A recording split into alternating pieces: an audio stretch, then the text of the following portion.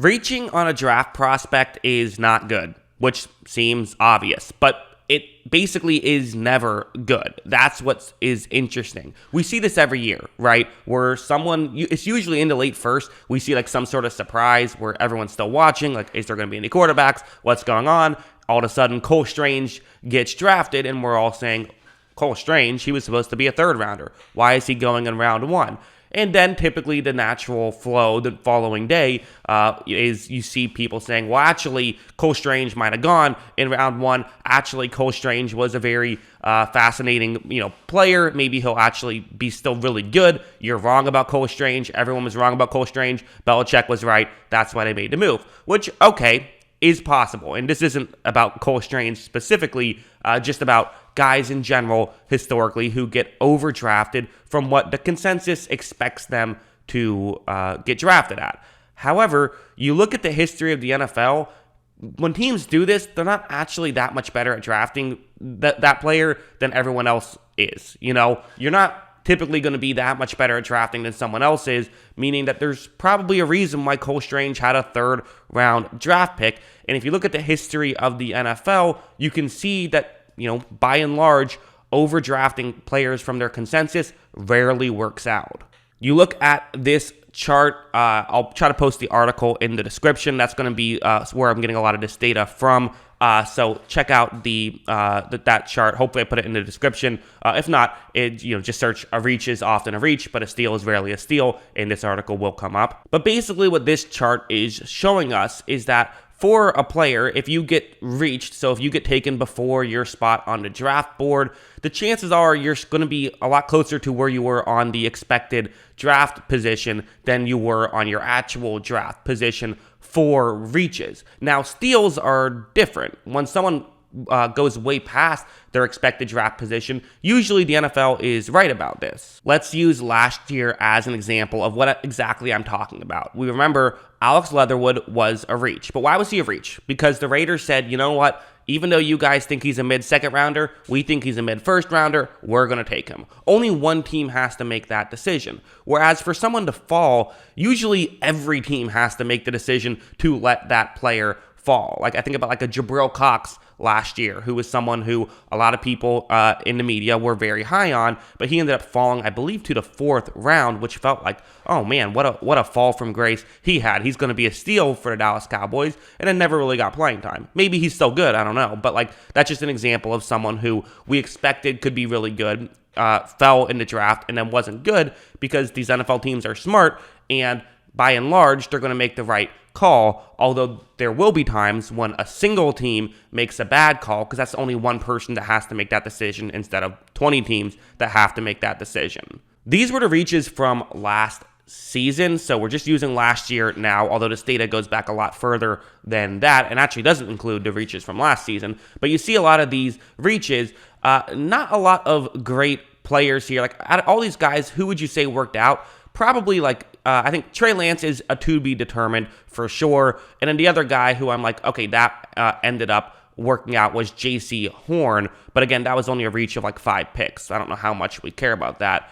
Other than this, it seems like a lot of these guys, performed closer to their board rank than their actual selection. Meanwhile, for steals, we had one that was a legitimate steal. Jeremiah Owusu-Koramoah was a person who many people were high on, fell to pick 52, but then played well his rookie season. So this was a legitimate steal with JOK, but part of me feels like the reason why this was a steal was there was some injury concerns with him. I think he had like a heart thing, if I remember correctly. So it seems like when steals do happen, they tend to be due to injury concerns. Because again, everyone else here, we were all, really high on, or at least a lot of us were really high on most of these guys about, when they fell so far, we felt like, oh man, Azeez Ojulari is going to be a steal with pick 50. I mentioned Jabril Cox at 115. Terrence Marshall Jr., another guy who went at 59 when he was supposed to be a fringe first-round talent. None of those guys really ended up working out too well. So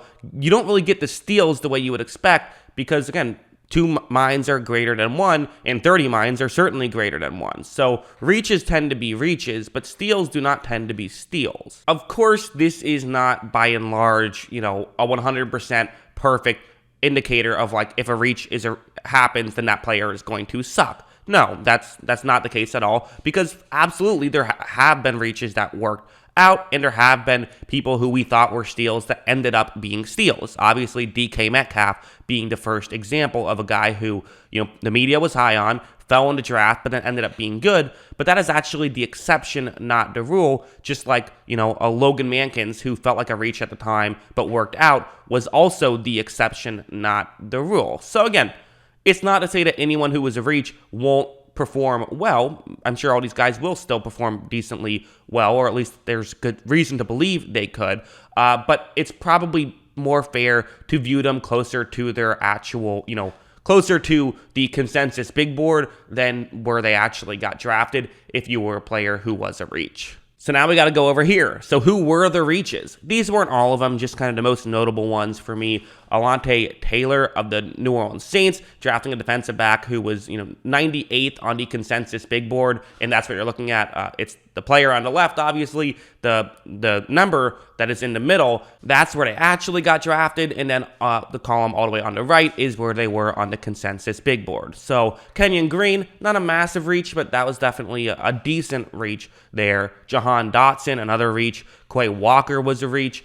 Tyler Smith, not the worst in the world, and sometimes you can argue reaching isn't the worst idea in the world. If you're going to get a position of need, that's probably the time when I would be more okay with reaching than, for example, a Cole Strange, who, again, was a position of need, but he's probably going to be closer to that 86 than that 29. That's typically how that works. You have Christian Watson and Wan'Dale Robinson, and even John Mechie, a little bit more forgiving of those ones just because wide receiver is such a fluky position in general. I think that this rule might not apply as significantly to receivers as it does to other positions.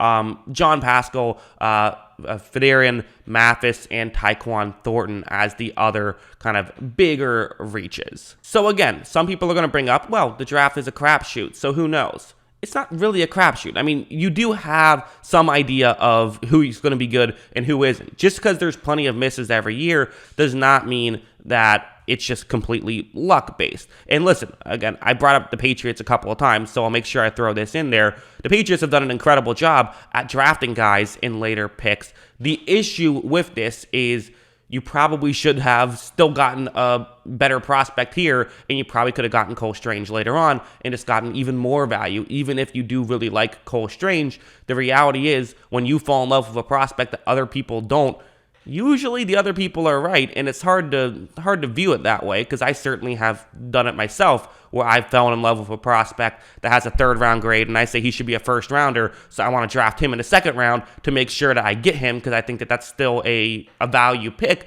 but then typically it doesn't actually work out that way. You should still be okay with losing one of the guys that you fall in love with in the draft evaluation process. So, again, there probably will be one player on that list or two players on that list that end up actually turning out to not be a reach and be good. But out of those, 12 to 15 players, the chances are most of them will be closer to their projected value than their actual draft spot. So that's just what I think about it. What do you guys think? Let me know in the comments below. What are your thoughts on all of this stuff? Always love hearing from you. And of course, as always, thanks for watching.